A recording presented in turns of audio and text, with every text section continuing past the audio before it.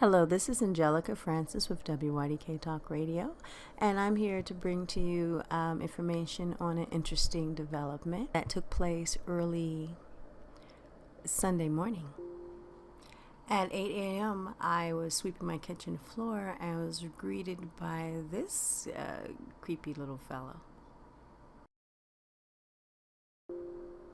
Now, when I first saw our little friend here, I thought it was a spider that had already been smushed because it was completely flat to the floor. It didn't look like something that was alive. It looked like something that had already been stepped on until I swept it with the broom, and then it raised up and reared up and let me know it was very much alive and also very aggressive.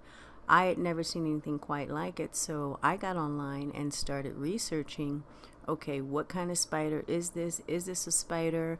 It looks like a scorpion, but it didn't have the scorpion's tail. That was the only thing about it that didn't look like a scorpion, is it didn't have the pointy stinger tail. And it could have even lost its tail at some point. So I started looking online and what types of spiders and things are native to South Lake Tahoe, because we have a unique ecosystem here with the 7,000 foot elevation. Not that many things live here. And what types of spiders and other arachnids live in the California as well as Northern America. And I searched pages and pages and pages of pictures trying to identify this thing, and wasn't coming up with anything that even remotely resembled it. I had found a website from one of the environmental groups that told you in detail how to identify different types of spiders and whether or not the arachnid is even in fact a spider. And it showed how the body is broken down, different parts of the body. So it was pretty easy to establish that this was absolutely not a spider. Beyond the 4 legs that a spider normally has, 4 on each side, that is, 8 legs in total, this creature had an additional set of 2 arms in the front with pincers, and there's no type of spider that has that. So it was pretty easy to establish pretty quickly that this isn't a spider.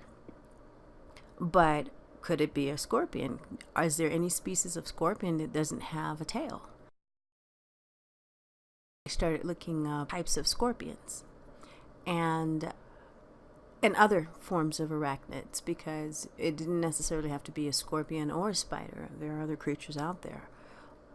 And so I searched and searched and searched the pages and started finding things that look more similar to the creature that was in my kitchen, but not an exact identification match. Nothing that looked exactly like it or even 80% like it, until I found this photo. So in my process of trying to figure out what the heck this thing was, I found this website online. And what drew me to it was I found photos of exactly what was in my kitchen, and came to the site to find out more about what is this thing. And these are really flat to the ground. In this particular photograph, it looks like it's more raised up like a spider. But in this particular one, you can see they're really flat to the ground. And except for when it's rearing up, and I made a mistake in making the one in my kitchen mat, and then I swept it by mistake, and so it stood up and reared up, but really flat to the ground is the body of the particular one that was in my kitchen. And so I was checking out the site, and these are called solifugents or wind scorpions. And they're pretty nasty and pretty aggressive. And so I'll take you back to this site, Spiders Rule, and you can find more information about the species. One of the major differences between the wind scorpion and the camel spider, which resemble a lot, and you'll see they have very rounded bodies, the camel spiders, and kind of reminds you of something we used to call a potato bug that we'd find in our gardens and things like that. The bodies are very, very rounded. They're very plumped, like so plump they look like they can almost pop.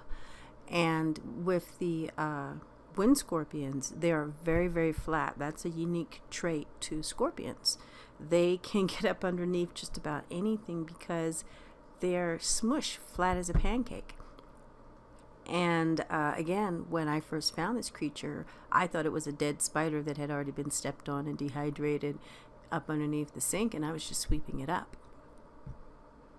And until it reared up and let me know that, no, I'm very much alive and I'm not happy with you bothering me, I didn't realize it was alive.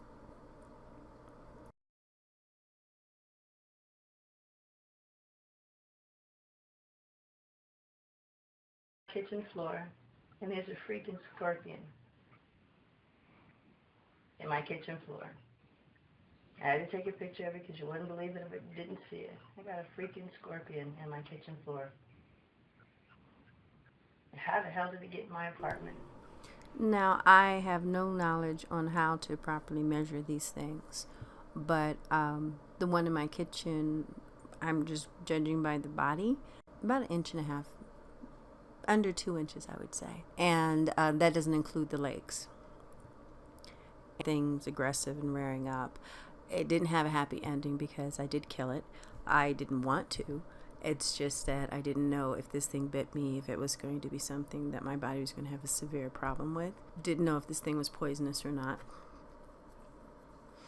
Just wasn't going to take any unnecessary chances. My granddaughter just left the day before I took her to the Bay Area because it was her father's turn to spend part of the summer with her.